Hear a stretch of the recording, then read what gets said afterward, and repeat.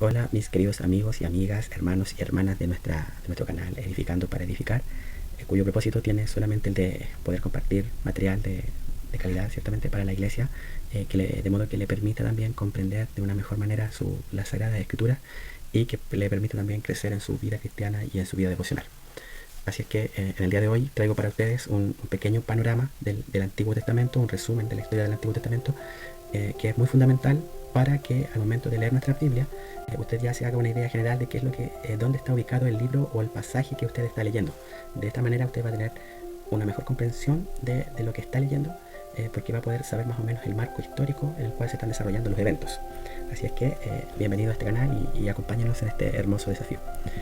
Básicamente, amados hermanos, amigos, la historia del Antiguo Testamento puede ser rastreada desde el año 2166 a través de una regresión cronológica de las fechas que aparecen en la cronología interna de la Sagrada Escritura. Podemos llegar hasta Abraham y es situado en el año 2166. Hay un tema con las fechas, hay algunas discordancias entre los eruditos bíblicos, va a ser tema de otro video, pero estas son las fechas que más hacen justicia a la cronología interna de la Biblia. Así que básicamente podemos situar la historia de Abraham en el año 2166 y hasta el año 1446, un poquito más, yo diría que hasta el 1406 más o menos, se desarrollan los libros que están componiendo el Pentateuco, o también llamado la Torá, que corresponde a los primeros 5 libros de la Biblia, es decir, Génesis, Éxodo, Levítico, Números y Deuteronomio. En estos 5 libros, básicamente a grandes rasgos, se nos cuenta cómo Dios creó todo, cómo el hombre es creación divina también, cómo el ser humano cae en pecado y cómo Dios actúa ahora interviniendo en la historia humana para poder liberar al hombre del pecado. Vemos cómo Dios aparece a un personaje llamado Abraham y le promete que desde Abraham, desde su simiente, iban a ser benditas todas las naciones de la tierra. Y fue así como después el relato de Génesis, desde el capítulo 11 hasta el capítulo 50 del libro de Génesis, es concentrado en 4 grandes personajes, vale decir Abraham, Isaac, Jacob y José, que nos van narrando las historias cómo Dios va actuando en la vida de estos 4 personajes que son básicamente los descendientes de Abraham. Y es así como Dios de esa familia de Abraham forma un pueblo que a finales de Génesis vemos que llega a parar a Egipto, ¿cierto? Con José, que lleva a Jacob hacia Egipto, y luego en Egipto ellos empiezan a pasar, se establecen en la tierra de Gosén, y empiezan a ser fructificados de gran manera, muy rápido, y Faraón siente miedo de los hebreos, siente miedo de este pueblo, de modo que los esclaviza, y nuevamente interviene Dios ahora en la historia, se le revela a Moisés para poder liberar al pueblo de Israel. Básicamente el libro de Éxodo nos cuenta la historia de la liberación, cómo el pueblo sale de Egipto, cómo Dios obra un milagro y lo sostiene durante su travesía por el desierto, y vemos que Dios los lleva hasta un lugar, el monte Sinaí. A las faldas del monte les entrega los 10 mandamientos, les da instrucciones para el tabernáculo, que iba a ser la campaña o la tienda donde Dios iba a aparecer ahí en ese lugar, iba a morar entre ellos, iba a hablar desde ese lugar. Y también da instrucciones acerca de cómo debía vivir el pueblo, que son instrucciones que vamos a ir viendo en el libro de Levíticos, que ocurren también en el monte Sinaí. Y en el libro de Números básicamente vemos el desplazamiento del pueblo desde el monte Sinaí hasta las tierras de las llanuras de Moab, que es el lugar que está justo antes de llegar a la tierra prometida. En el libro de Deuteronomio vemos que Dios está repitiendo a través de Moisés la ley que les había entregado al pueblo en el monte Sinaí, y está recordando, o Moisés está recalcando a la nueva generación de israelitas que iba a entrar a la tierra, que fueran fieles al pacto que habían hecho con Jehová Dios y que no se apartaran de ese pacto, porque traía consigo bendiciones y maldiciones del compromiso o pacto que habían realizado. El libro de Josué nos muestra cómo el pueblo conquista ahora esa tierra, llega a la tierra prometida, cómo la conquista, y vemos después que viene el libro de Jueces, y en el libro de Jueces vamos a ver qué es lo que ocurre con el pueblo después que llega a la tierra prometida. Y el libro de Jueces nos dice, por ejemplo, en Jueces 2:10, que se levanta una generación que no conocía a Jehová, ni la obra que él había hecho por Israel, y vamos a ver que el pueblo se olvida de Jehová, Dios, y empieza a asimilar, en el general del pueblo estoy hablando, empieza a asimilar la vida de los pueblos paganos que estaban a su alrededor. Y estos pueblos empiezan a subyugar al pueblo de Israel en la tierra, porque la instrucción en el libro de Josué fue que tenían que limpiar la tierra de todo cananeo, de todo personaje que estuviera viviendo en el pueblo, en esa tierra, en ese lugar.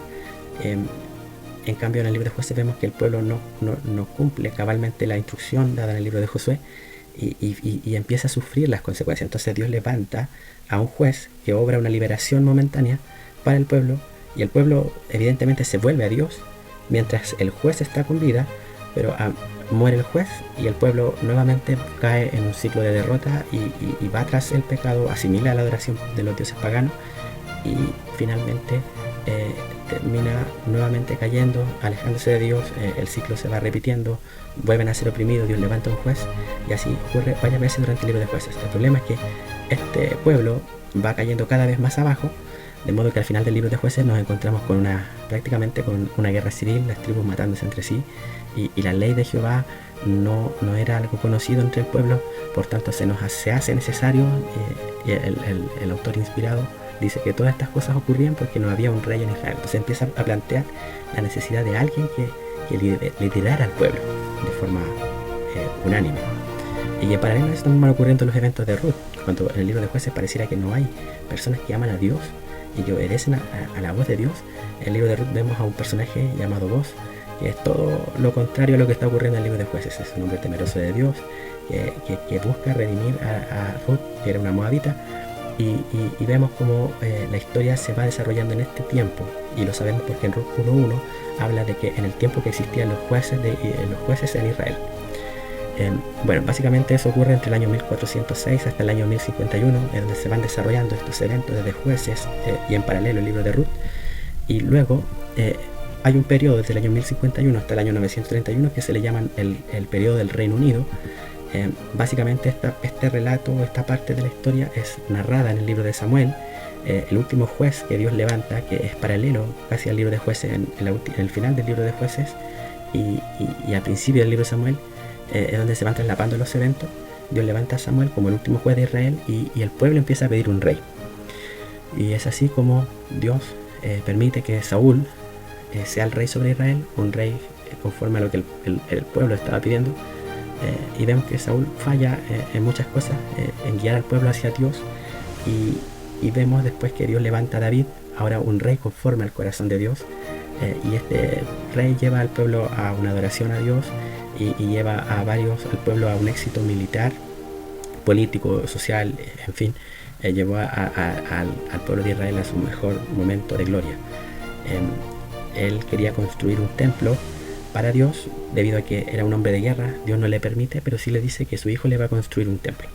Y finalmente este periodo termina con el gobierno, el reinado del rey Salomón, donde Salomón pide sabiduría a Dios para poder gobernar al pueblo, y vemos que él parte muy bien, pero termina muy mal.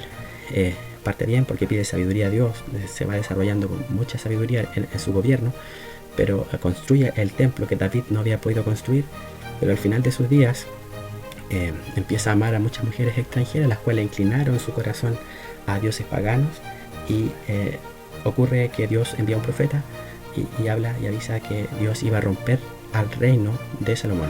Entonces este periodo se le llama Reino Unido porque están las 12 tribus, por así decirlo, del pueblo de Israel. Las 12 tribus están bajo el gobierno de un único rey. Entonces Reino Unido, y los tres reyes fueron Saúl, David y Salomón. Y después viene otro periodo que le llaman Reino Dividido, y este periodo es relatado por los libros de Reyes y Crónicas, donde vemos que en Primera de Reyes 12, Primera de Reyes, capítulo del 1 al 11, usted va a ver la historia del rey Salomón, como él va en ascenso y después en descenso. Y en Primera de Reyes 12 se nos cuenta la historia de cómo se rompe el reino de Israel, cómo se divide en dos grandes partes, una parte llamada Reino del Norte, por la ubicación de la tierra, y otra parte llamado Reino del Sur, que es compuesto mayoritariamente por la tribu de Judá, pero también le une la tribu de Benjamín. Y por otra parte, en el Reino del Norte está compuesta por las otras 10 tribus que faltan, que no sean Judá y Benjamín. A la parte del Reino del Norte también se le llamó el reino del Norte, o también mayoritariamente se le empezó a llamar Israel, y a la parte del reino del sur se le empezó a llamar mayoritariamente Judá. Entonces esto es muy importante porque de pronto en los profetas usted va a leer que di esto a Israel, en la mente del profeta está las 10 tribus del pueblo del norte, o en ocasiones va a decir di esto a Judá. Lo que está ocurriendo es que en la mente del profeta está el sector del reino del sur. Y básicamente en el reino del norte todos los reyes son idólatras. Parten con Jeroboam, que establece 2 becerros de oro en 2 partes del reino, y luego para evitar que la gente vaya a Jerusalén a adorar, entonces establece no haya nada mejor que establecer 2 becerros de oro y dice que este es Jehová. El pueblo va tras la idolatría, se aleja de Dios, ocurre mucho sincretismo religioso, es decir, se mezcla la adoración de Dios con la adoración de Dios Jehová, con la adoración de los dioses paganos, y ocurre mucho sincretismo religioso. Dios, en conformidad a lo que había dicho en el Pentateuco, en el libro de Deuteronomio, cumple su palabra, que es Deuteronomio 31, 32, donde están las maldiciones del pacto, hablaba de que Dios iba a cerrar los cielos, hablaba de que el pueblo iba a salir derrotado, y finalmente la parte más baja era que el pueblo iba a ser expulsado de la tierra por naciones extranjeras. Justamente eso es lo que ocurre, se cumple lo que Dios había hablado en Deuteronomio. En este tiempo Dios está enviando profetas, advirtiendo al pueblo de Israel para que se arrepienta, y finalmente eso nunca ocurre. Los reyes, todos malos, inclinan el corazón del pueblo hacia la impiedad, y finalmente el reino del norte es llevado cautivo por los asirios. Y los asirios tenían una forma bien particular de subyugar a las naciones conquistadas. Ellos lo que hacían, se mezclaban con las personas del pueblo conquistado. Entonces finalmente nunca se pudo retomar la parte del reino del norte. Se piensa que nunca más se conocieron, nunca más se supo quiénes son, pero sí de esta mezcla nacen los samaritanos, que son personas que vamos a ver más adelante. Son un grupo determinado, porque después en los evangelios, por ejemplo, vemos a Jesús hablando con una mujer samaritana, y los samaritanos no se tratan con los judíos. Por otro lado, en el reino del sur, en el sector de Judá y Benjamín, vamos a ver que también esto está siendo narrado en el libro de Reyes y en paralelo en el libro de Crónicas, pero el libro de Crónicas es después del gran cautiverio babilonio. Pero sí, en el libro de Reyes, por ejemplo, se nos va narrando la historia de ambos reinos por separado, ¿ya? Y en el libro de Reyes vamos a ver que en el reino del sur hubieron reyes que fueron piadosos, que amaron a Dios, y otros no lo amaron. Pero sí, el hecho de haber algún rey como Ezequías, por ejemplo, Josías, que demoraron, por así decirlo, el juicio de Dios sobre el pueblo, porque igual fueron tras la idolatría, pero no en la misma medida que el reino del norte.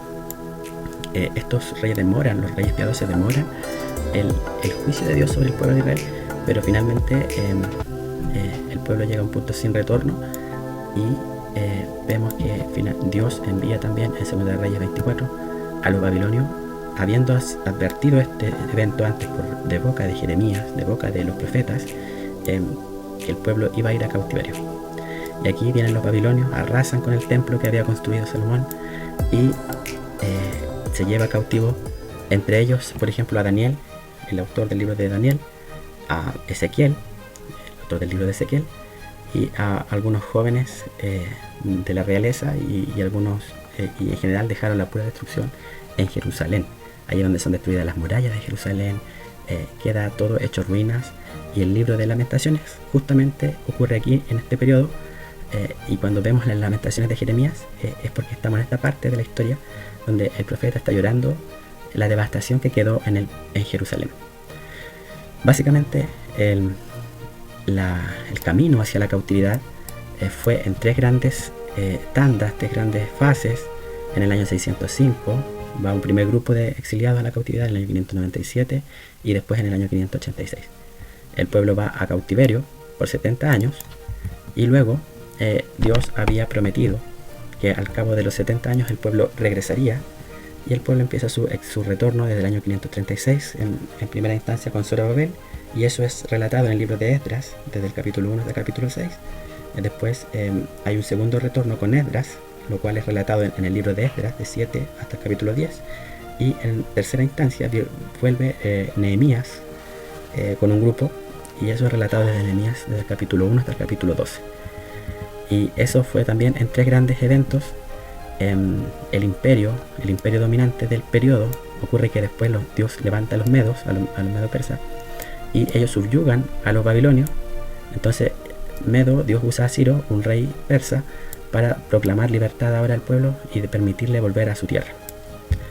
Y ahí es donde se ocurren, en el cautiverio por ejemplo, se están ocurriendo los libros de Daniel, Ezequiel, el Salmo 137. Si queremos saber cómo lo pasaba el pueblo en el cautiverio, usted puede leer el Salmo 137 o Daniel capítulo del 1 al 7, que es historia, desde el capítulo 7 en adelante es profecía, pero desde el 1 al 7 básicamente nos narra cómo el pueblo está viviendo la cautividad desde la política, por así decirlo, desde un hombre que está entre políticos. También en el libro de Ezequiel, igual vemos a una persona ministrando en la cautividad, pero ahora desde el campo de refugiados.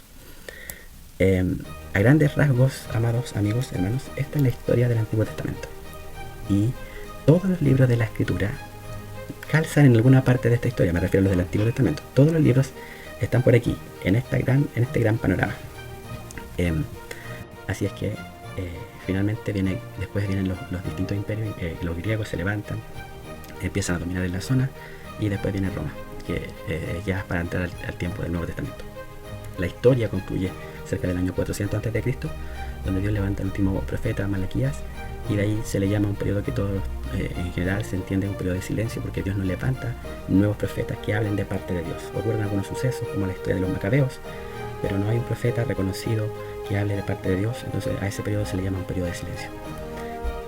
Deseo que Dios te bendiga, deseo que este panorama te ayude a ubicarte más o menos en la historia bíblica, y te invito a reflexionar y a preguntarte cuando leas un pasaje de la Escritura. Trata de situarte en qué parte de la historia estás ubicado, ¿sí? Te va a ayudar a una mejor comprensión de la historia bíblica. En otro video vamos a continuar con este mismo tema, y vamos a mostrar un poco los mapas que habían para poder dimensionar los trayectos y otra información que puede ser muy importante para el estudio bíblico. Un abrazo, que Dios te bendiga.